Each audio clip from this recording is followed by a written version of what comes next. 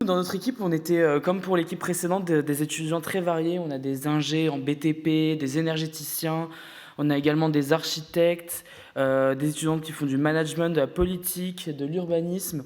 Donc tout ça, ça a permis, on a mis tous ces étudiants sur la pensée des énergies de demain, les énergies du futur. Et donc, dans un premier temps, tout le monde s'est posé, enfin, a commencé à penser au type d'énergie qu'il y avait, c'est-à-dire le solaire, l'éolien, l'hydraulique, tout ce qui était biomasse, thermique. Et donc oui, en effet, c'est notre première pensée à tous. Puis finalement, on s'est demandé, est-ce qu'on va réfléchir, quand on parle d'énergie de demain, à une nouvelle énergie, ou est-ce qu'on va essayer d'améliorer le système qui est déjà en place? Et donc, bon, je pense que vous en doutez, on a commencé à parler d'améliorer le système en fait, qui est en place. Et si je devais définir ce que ça va être le terme futur, parce que futur c'est très très vague comme terme, on se base sur quand même une notion assez sur du long terme, puisqu'on aimerait avoir une solution qui est assez pérenne. Donc notre vision de l'énergie du futur, ça serait une énergie qui ne se perd pas, alors ou peu, parce que l'énergie ne se perd, enfin on ne peut pas ne pas perdre d'énergie. Et puis, on vous a mis quelques mots-clés qui ont axé notre réflexion. Voilà, on serait plutôt sur quelque chose de local, sur de la mutualisation. On aimait beaucoup les termes aussi de symbiose, d'écosystème de processus, pour faire une petite métaphore avec tout le système, toute la biodiversité et le monde animal. Et voilà, notre énergie, elle serait circulaire. Donc notre vision, ça serait aussi pour répondre à des enjeux qui sont plutôt sociétaux, environnementaux, voire même éthiques. Et je vais vous montrer un peu tout ça avec, entre guillemets, avec le fil conducteur de l'énergie. Donc on commence d'abord par la production. Donc ce qu'on aimerait et comment on imagine l'énergie du futur, elle serait locale et diversifiée. L'idée, ce n'est pas d'avoir qu'une seule source, parce que vous l'avez un peu tous entendu parler, par exemple avec la Russie, une seule source, si on n'avait qu'un seul apport énergétique, ça serait compliqué, et ça a été un peu le cas. Mais si on parle sur une petite échelle, si vous avez un mois de février qui est un très faible taux d'ensoleillement, et que la ville est uniquement alimentée de panneaux photovoltaïques, on s'en sort difficilement. Donc l'idée, c'est d'avoir une production qui est locale, mais qui reste très diversifiée, avec également qui est adaptée à tous les territoires, parce que chaque territoire a ses ressources, ses demandes et ses critères qui sont différents. Donc par exemple, si on veut sur des milieux ruraux, on a des panneaux solaires, comme j'en ai parlé. Dans les villes, on pourrait avoir des tourniquets qui récupèrent l'énergie mécanique, ou comme on a à la Défense, des dalles qui récupèrent l'énergie mécanique des passants qui passent dessus, et qui transforment cette énergie mécanique en énergie électrique. Donc ça peut être des exemples de solutions dans ce sens. Donc après, dans un second temps, l'énergie, on a besoin, il faudrait la stocker. Aujourd'hui, c'est quelque chose qu'on ne maîtrise pas. On ne peut pas stocker de l'énergie. C'est ça d'ailleurs un des enjeux majeurs de tout ce qui est, de toutes les grandes compagnies de ce domaine. L'idée, c'est d'avoir un réseau qui est circulaire pour limiter le gaspillage.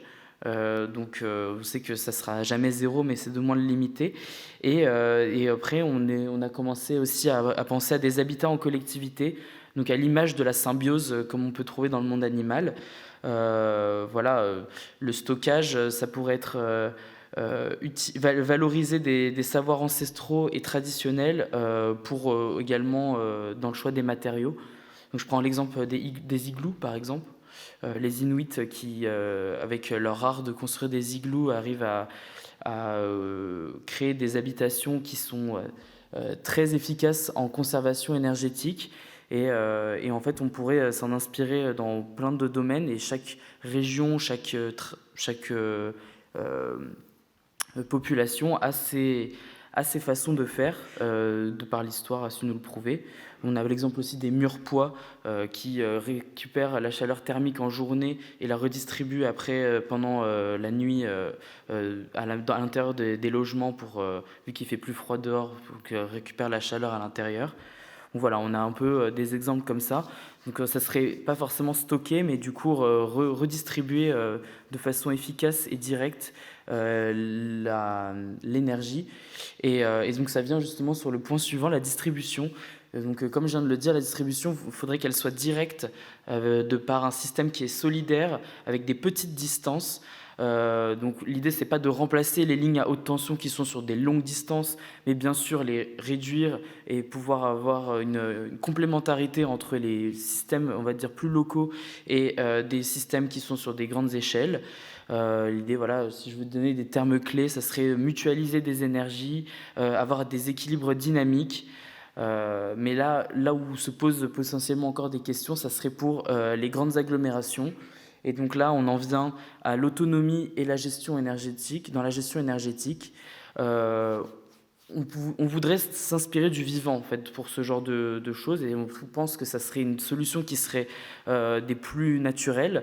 Donc je m'explique, d'un point de vue individuel, ça serait restituer l'énergie au bon moment, comme l'exemple par exemple d'une proie qui va se faire d'un coup attaquer par son prédateur.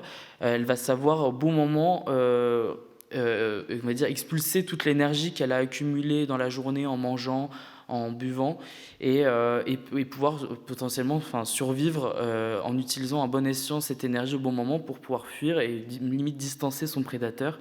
Et dans l'idée, ça serait, quand je dis d'un point de vue individuel, ça serait genre pour un foyer, de savoir également utiliser cette énergie au bon moment. Et du coup, d'un point de vue collectif, utiliser la symbiose, par exemple des façades avec des algues pour capter l'énergie.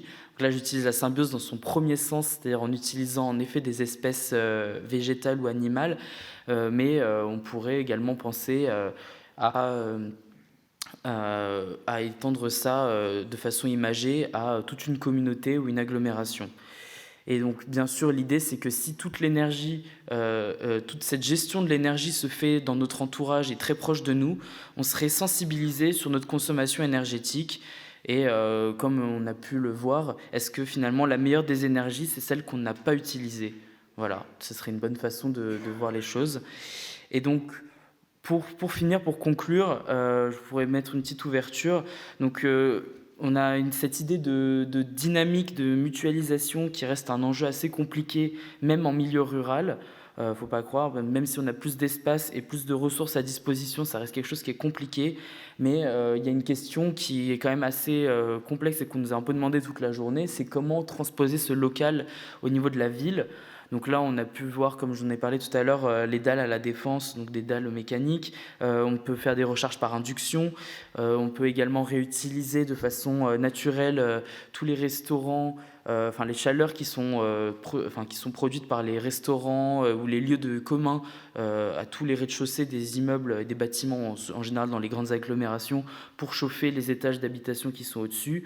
On peut avoir des architectures qui s'inspirent du monde animal, comme les façades inspirées par des lézards, avec des peaux de lézards qui du coup conservent la chaleur, ou avec des façades également avec un motif zébré qui pourrait capter également le soleil. Donc voilà, ça laisse aussi plein d'ouvertures là-dessus.